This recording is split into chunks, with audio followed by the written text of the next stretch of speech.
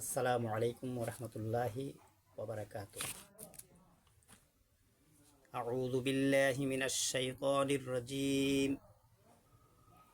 বিসমিল্লাহির রহমানির রহিম।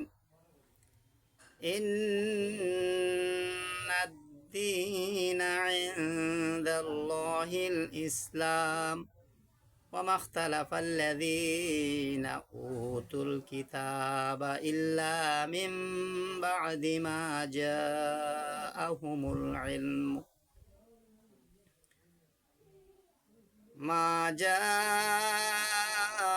العلم بغيا بينهم ومن يكفر بآيات الله فإن الله سريع الحساب।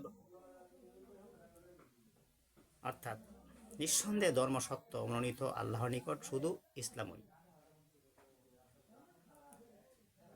আর আহলে কিতাবরা ইসলাম সম্বন্ধে যে মতভেদ করেছে তা এই অবস্থার পর যে তাদের নিকট প্রমাণ পৌঁছেছিল ইসলাম সম্বন্ধে সন্দেহবশত নয়, বরং শুধু মুসলমানদের প্রতি পরস্পর জিদ ও হিংসাবশত। আর যে ব্যক্তি আল্লাহর আহকাম বা বিধানকে প্রত্যাখ্যান করবে তবে নিশ্চয় আল্লাহ তাআলা অতি সত্বর তার হিসাব গ্রহণকারী।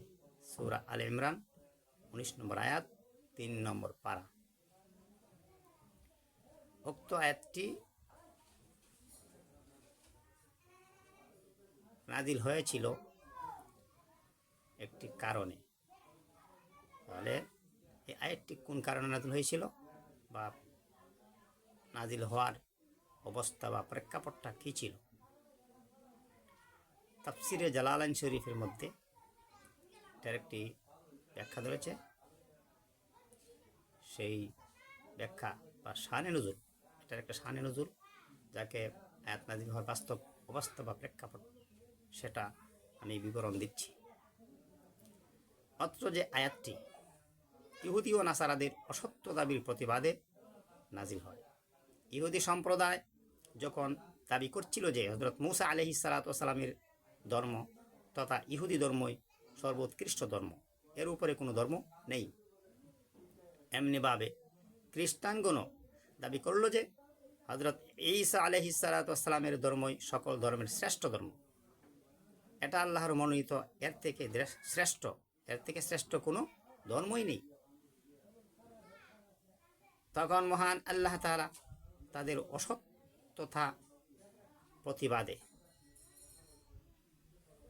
জবাবে অসত্যতার প্রতিপাদন করে ইসলামের সত্যতা ও গ্রহণযোগ্যতার বর্ণনা দিয়ে উক্ত আয়াত নাজিল করেন।